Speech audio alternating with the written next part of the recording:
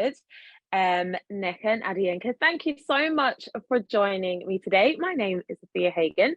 I'm from the British Blacklist, and we're talking today about Riches, an incredible series. I love how it's a little bit Succession, a little bit Dynasty, but of a story about black hair and black beauty, which is so necessary. So, Nick, I'll start with you first. What attracted you to Riches? Oh, I think it's just the addictive storytelling. It was aspirational. You got to see so many different women in these very sort of different roles that you don't really see them on, definitely in British TV anyway.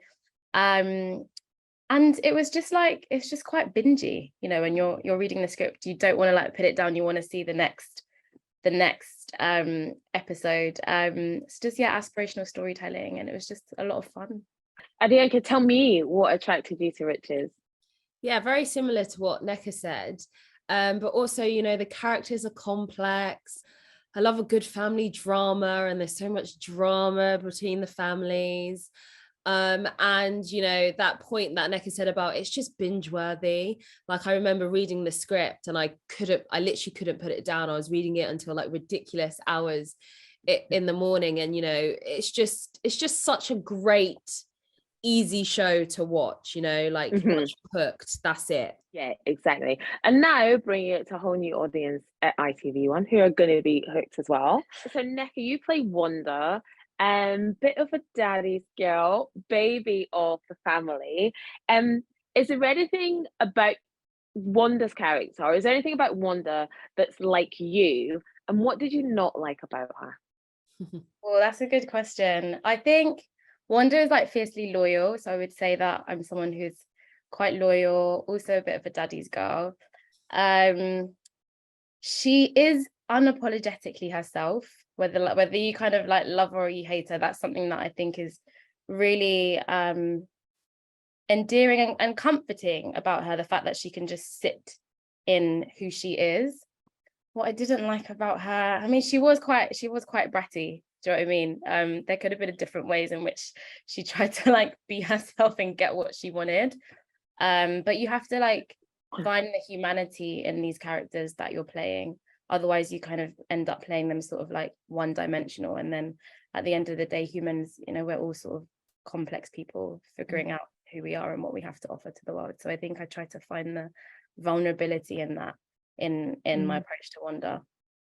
Like you said, we do see Wanda kind of finding her feet more and figuring out who she is, you know, without too much of a spoiler alert, without her father being there and being a daddy's girl. That's difficult when dad is gone, right? Yeah, it's tricky. Because her dad was a complex person. And in terms of when he sort of raised them, I think he was sort of practicing with the other kids. They got some of his good sides, but I think Wanda, out of all of them, being the baby, got the best out of him. And so she sees her dad in a way that maybe Alicia or her older brother like doesn't see her dad. So she finds it particularly tricky because she doesn't really see his flaws. He's just her hero, essentially. Yeah. But Adeyinka, you play Alicia, who does see dad a little bit differently. Was there anything that you loved about your character Alicia, and how did you step into her shoes? I mean, there's so much to love about Alicia. I mean, sort of like on surface level, I love how she's very passionate about sort of like hair and makeup and the beauty industry. I love that she's, you know, very confident in herself in terms of like believing that, you know, she can make a career out of it and that she's a smart businesswoman on her own. I think stepping into her was, I mean, it was a lot of fun, to be honest with you, because especially with her, she goes on this journey over the 6 episodes where, you know, you see her quite underestimated by her family, a little bit of an outsider, not quite knowing where to place herself. And then, she meets the other side of the family and starts, with a nudge from Nina as well, starts to come in her own a little bit more, starts, make decisions and have a little bit more faith in herself. And that was really fun, going on that journey with her. Like, that was my favorite part of it, just seeing her grow in confidence, and slowly and surely also become part of the business. And Nneka, I wanted to ask you actually how you see Wanda's character developing over the series. I think when you first like introduced her, it's very heightened because obviously everything that happens with her dad passing away. And so I think you just see this sort of like brash side of her. But I think when you have death and when you're grieving, you almost don't even know what you're like in that situation unless you've been in that situation. So I think as the series goes on, we get to see sort of these vulnerable sides to her that I think a lot of people miss, because she does come across as someone who is very confident and who's very self-assured, and her dad was a big part of her, of those core sort of values that she had. But she ultimately is trying to figure out who she is. She's a young girl who, Alicia makes a joke saying, how many internships she'd had. But really that is sort of a parallel to where she's at in life. She doesn't really know what she's doing. And so I think people can relate to that, because we don't always know, but some of the time we're figuring things out. But I think that there's sometimes shame in not knowing what's next and not knowing like what to do. So I think we'll just be sort of seeing her explore herself more, and explore her identity. And Adeyinka, tell me, how does Alicia develop over the series?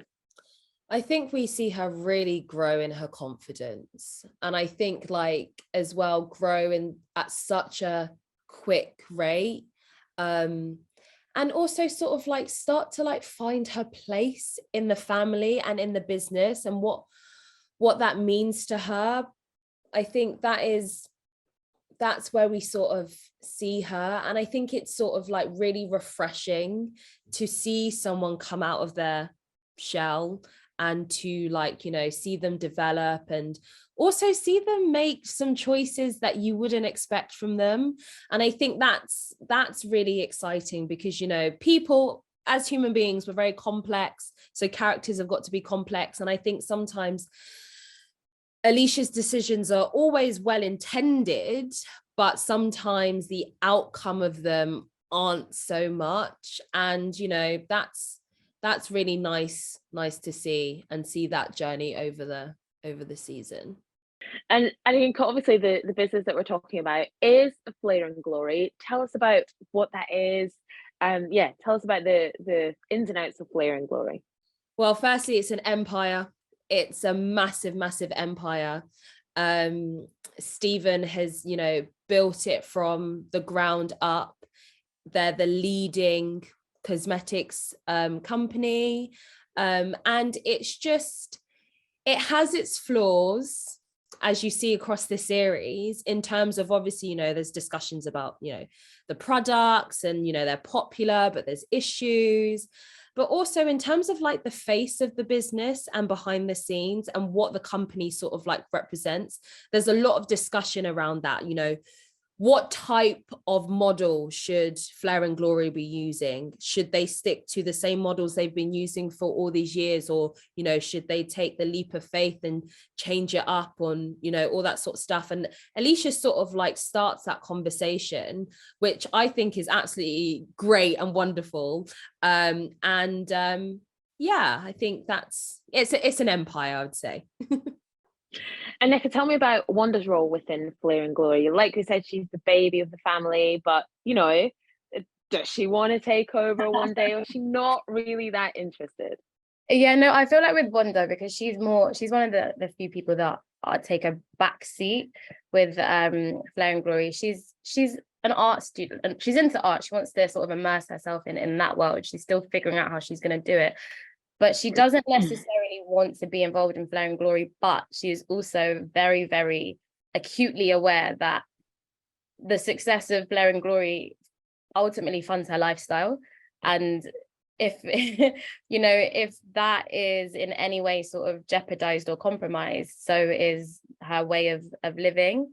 But I think the other side is that obviously she's seeing Nina and Simon, who are ultimately her two estranged siblings, and being a daddy's girl who is ultimately thinks her father can do no wrong. If they've been estranged, she's just kind of like, it must be something to do with them. So she's very, very suspicious of them.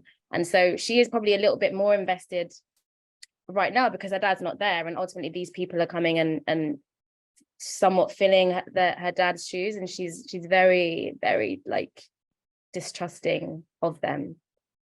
Understandably so. Without too many spoilers. Now, Adeyinka, it's great to see a story about Black beauty play out on our screens. How have you seen these kind of stories evolve on TV? I think we're in sort of like a renaissance of them. And I think like, there are a multitude of Black stories. And I think historically, we've only seen a side of them. And this is not to say that they're not good or one is better than the other. It's not that at all. Stories are stories, but I think it's really refreshing just to see another side of the Black story and the Black experience. And I think we're sort of like entering into an era where we'll see more of a variety of stories, because there are so many stories and experiences to sort of like talk about and discuss. And I think now more than ever, it's so important. We live in a society, in a world that is very, very diverse across, different areas. And it's important that that's represented on TV and on our screens. And I think with something like Riches, which, you're looking at a very rich, wealthy family, Deborah and Sarah leading, wonderful leading ladies. Like, these stories are so important. I think it's great that, we're finally seeing a different Black experience.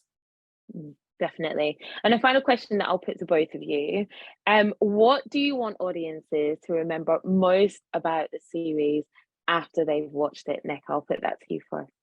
Oh, okay. Yeah, that's a good question. I do you know what? I just want them to be able to I want like people to feel seen watching it. Ultimately, it's about how other people feel, I suppose. And I think a lot of people haven't necessarily felt seen, like watching themselves on screen. And I think if they are, that would be like quite a special thing for me. Obviously there's a lot that happens, it's secret success, dysfunction, and sass, but ultimately I feel like amongst that it is a family, and people will be able to relate to something in that, because everyone comes from a family. So I hope that they feel seen in some way, shape or form. Yeah, and exactly what Nneka said. And I think also, just to add to it, I just want people to really have a great time watching the show. Like, the show is full of like secrets, it's dysfunctional, there's so much drama, but Abby has created an absolute gem of a show. And like, there are so many unexpected twists and turns. I just really want people to just absolutely love it and enjoy it and just have fun watching it, because it's there's so much drama, but it's such a fun show. And like, being part of it has been absolutely amazing. And like I said earlier, when I first read the script, I was like, oh my gosh, this is crazy. And I was like, I'd love to watch this. So yeah, I want people to just really have fun watching it. Definitely. And hopefully there's a season 2, because that's what we really need. And Nneka and Adeyinka, thank you so much. Thank you. Thank you. So nice talking to you. And you. Thank you.